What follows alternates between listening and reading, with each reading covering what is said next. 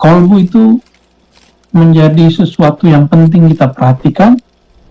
Seharusnya kita lebih mementingkan kolbu dalam apa saja. Maka orang-orang yang sholat tidak dengan kolbu, sholatnya tidak ada artinya. Karena yang dipandang Allah adalah kolbu. Orang-orang yang bekerja tidak dengan kolbu, Allah tidak akan memberikan kebahagiaan dalam pekerjaannya. Ya dapat mungkin kesejahteraan dunia, tapi tidak dapat kebahagiaan akhirat. Kolbu ini, kalau kita lihat di dalam Al-Quran, itu dibagi tiga jenis, ya. Ada kolbu yang salim. Salim itu selamat atau terbebas dari penyakit, itu salim. Salim itu terbebas.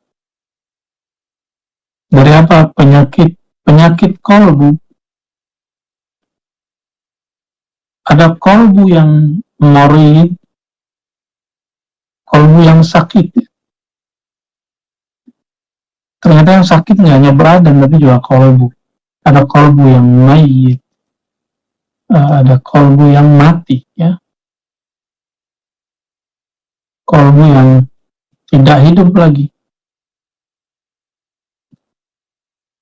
Kolbu yang salim ini disebutkan sebagai contoh adalah kolbu para nabi, dan di dalam Al-Quran yang diceritakan kolbu salim itu kolbu Nabi Ibrahim alaihissalam, terbebas dari penyakit syirik, terbebas dari penyakit bersandar kepada makhluk.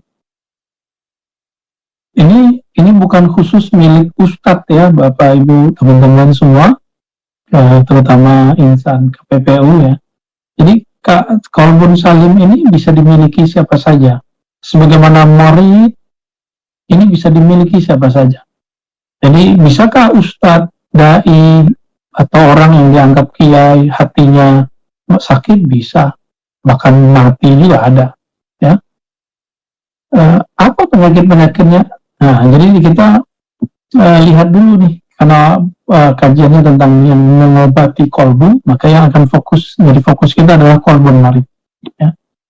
Kolbu sakit, kolbu yang sakit, atau bahasa Arabnya kolbun marid. Nah, kolbu yang sakit itu, sakit yang paling berbahaya adalah syirik. Kita nggak ada yang menyembah batu, nggak ada, ya. Menyembah pohon, alhamdulillah nggak ada. Paling-paling kita nyembah syiriknya, syirik yang jelas, ya, enggak. Tapi kita syiriknya samar, khafi. Nah, saya yakin kebanyakan kita terjebak di syirik yang samar, yang bekerja lalu menganggap rezekinya berasal dari tempat bekerjanya. Ini sudah samar, syiriknya sudah samar, ya. Kalau ini berlanjut nanti bisa ya, menuhankan atasan, bisa menuhankan tempat bekerja, dan kita sudah melihat kejadian-kejadian ini di masyarakat. Kalau sudah syirik, apalagi, ya. Penyakit kedua dari kolbu, nah, penyakit kiber, ya. Kiber itu artinya sombong. Sombong itu merasa diri besar. Sombong ini berjenis, ada sebabnya. Kita coba lihat sebab kolbu sombong. Ada orang yang sombong karena ilmu, maka dia merasa benar, nanti dia jadi panitia kebenaran. Dia akan tahdir, warning orang sesukanya, ya. Yang beda pendapat dengan dia sesat, atau minimal dianggap menyimpang. Maka kadang-kadang orang tambah ilmu bukan tambah sehat kolbunya, ditambah sombong. Maka ilmunya tidak ada salah, yang salah itu sombong di dalam kolbunya. Ya, di dalam kolbu ini ada sombong, ya. Nah, lalu ada yang sombongnya karena harta, nambah harta, nambah mobil, nambah rumah, nambah emas, dia tambah sombong, ya. Nah, sikap menunjukkan kesombongan namanya takabur, ya. Takabur. Jadi mengekspresikan bahwa saya ini loh. Ya. Ada juga yang karena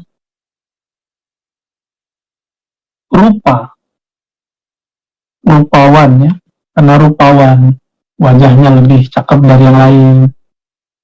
Dia lupa semua bahwa ilmu itu diberi Allah, harta itu dititipkan Allah, rupa pun bukan dia yang buat, tapi Allah yang ngasih. Ya, dia lupa juga kalau orang yang cantik-cantik tahun 70-an sekarang sudah tua, cantik tahun 80-an sekarang sudah tua, bahkan sudah meninggal di bawah tanah. Ya, kecantikan sebentar lagi akan hilang kok. Kemudian ada yang ini unik juga, karena amal. Nah, ada orang yang sombong karena amalnya, maka dia akan ngomong, siapa yang lebih banyak zikirnya daripada saya? Gitu.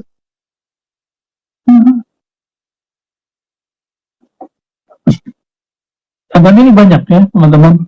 Nah, sombong ini bisa juga karena ya, jabatan, kerja, ya, juga simbol bajunya, dan segala macamnya. Nah, untuk menyembuhkan kolbu dari penyakit, maka ini beda-beda caranya. Nah, supaya kita sembuh nih dari merasa berilmu, kita cukup katakan yang maha mengerti pengetahuan itu cuma Allah. Ya, di dalam Al-Quran, walladzina utul ilma, yaitu orang-orang yang diberi ilmu, bukan orang yang punya, yang menciptakan ilmu. Dia diberi ilmu oleh Allah. Ya. Dalam Al-Quran harta ya, Allah mengatakan wa mimma razaqnahum, dan daripada harta yang kami rezekikan, kami kirimkan, kami berikan. Berarti harta bukan milik kita juga, Allah yang kasih. Ya, rupa ya. Coba yang punya anak, pernahkah kita melukis wajah anak kita? Apalagi si anak itu dia tidak pernah melukis wajahnya. Lalu untuk apa kita kemudian berbangga? Justru jika kita berbangga dengan yang merupakannya. Amal, jabatan, ya jabatan apalagi cuma bentar doang. Paling 3, 4, 5 tahun. Di situ kita nggak tahu. Ya. Iblis itu sombongnya karena ada satu lagi. Ras. Iblis itu sombong karena ras dan amal. Jadi iblis kenanya di sini. Rasnya dan amalnya. Dia merasa kalau sudah beramal, ilmunya lebih gede, lebih banyak, lebih luas. Padahal beda amal dengan ilmu. Ya. Banyak kok orang beramal, ilmunya kurang. Ya. Oke, ini baru beberapa ya, daripada cara membersihkan kibir sombong. Jadi amalnya karena dia berada dalam kolbu, maka amalnya harus amal kolbu. Itu sebabnya butuh ilmu kolbu. Butuh ilmu kolbu. Dan teman-teman sama-sama semua, jika dalam kolbu ini ada biji sedikit kesombongan, ini noda nih ya, noda sombong. Terus tambah ilmu, orangnya akan tambah sombong. Maka sebelum belajar satu ilmu, kita harus doa dulu, istighfar dulu, supaya ini hilang. Jika ini hilang, ilmu masuk, maka yang terasa adalah munculnya ketawaduan. Itu. Nah, ini cara sederhana untuk mengelola kolbu, amal yang bagus untuk kolbu. Dan apa amalnya? Amalnya tentu adalah taubat kolbiyah, saya menyebutnya, supaya kita sampai pada amal kolbu ini, namanya taubat kolbiyah. Dan kalau yang ngikutin talqin saya ya, itu ada taubat istighfar terhadap dosa yang zahir, ada istighfar terhadap dosa yang tidak zahir, itu kolbu. Nah, itu salah satu cara untuk membersihkan kolbu ya. Dan kalau sudah bersih, kolbu ini baru bisa diisi. Kalau enggak, tambah keruh. Inilah yang terjadi pada banyak orang bergelar, Banyak orang yang hafiz Quran, hafiz belajar hadis, kok tambah ilmu, tambah hasad. Berarti di dalam dirinya ada hasad. Ya, tambah ilmu, tambah hasad. Maka melihat ada orang yang berilmu, yang ilmunya mirip dengan dia tambah hasad. Ya, ini berbahaya dan ya sedihnya ini terjadi pada orang yang disebut ustadz ulama gitu ya. Saya yakin mereka belum sampai pada tingkatan ulama. Karena kalau ulama nggak mungkin membiarkan di kolbunya ada penyakit tersebut. Dan teman-teman, dalam surat Al-Anfal ayat 2 disebutkan bahwa kolbu itu bisa digetarkan, bisa digerakkan, bisa dibuat dia bergerak ya. Gimana cara menggetarkan kolbu? Ila dzukirallah, sebut Allah ya. Sebut nama Allah maka kolbu akan bergetar. Jadi kita harus menyebut nama Allah. Maka sebanyak apa kita menyebut nama Allah, maka sekuat itulah getaran di kolbu. Kalau kolbu ini sudah bergetar, maka akan mampu menggetarkan yang lain ya. Nah, ini disebut dengan getaran. Getaran ini indah sekali teman-teman, karena ini getarannya seperti getaran orang jatuh cinta ya. Orang jatuh cinta kan sangat nikmat sekali. Lalu dalam surat Ar-Ra'd ayat 28 ya, Allah mengatakan bahwa kolbu itu hanya tenang dengan menyebut nama Allah. Jadi tenangnya kolbu nggak bisa karena punya mobil baru, rumah baru, pasangan baru, jabatan baru, enggak. Itu kesenangan nafsiyah namanya. Jadi dalam diri kita ada kolbu, ada nafs ya. Jadi kalau kita buat ilustrasinya seperti ini, ya ini nafs, lapisan yang meliputi diri kita, dan di dalamnya ada kolbu. Inilah kolbu. Dan kolbu itu hanya mau menyebut nama Allah. Kalau nafs, ini bisa dengan dunia. Maka di kolbu itu ada, kita sebut ya, ketenangan. Jadi di kolbu ini ada sakinah, ada ketenangan di dalamnya.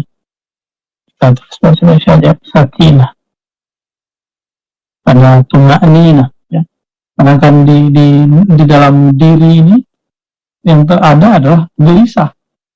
Nah, di sini gelisah. Jadi kalau ada orang bertanya, kenapa saya gelisah? Karena kita hidup dengan nafsu. Lalu bagaimana cara sakinah? Kita harus masuk lebih dalam lagi, masuk ke ruang kolbu. Meskipun ilustrasinya seakan kolbu itu lebih kecil, dalam tidak.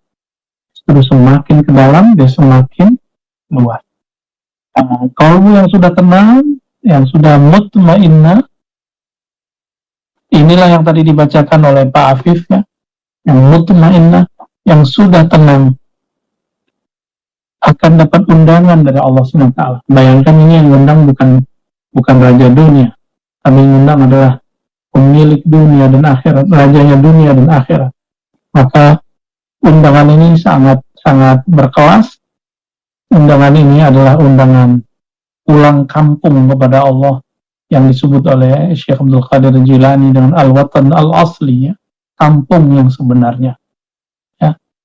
Barangkali ini ya, dan ini tidak mungkin kecuali seperti yang dikatakan Syekh Abdul Qadir dengan taubat ya, dengan taubat, dan yang kedua talqin zikir ya, talqin zikir kepada ahlinya tentunya ya.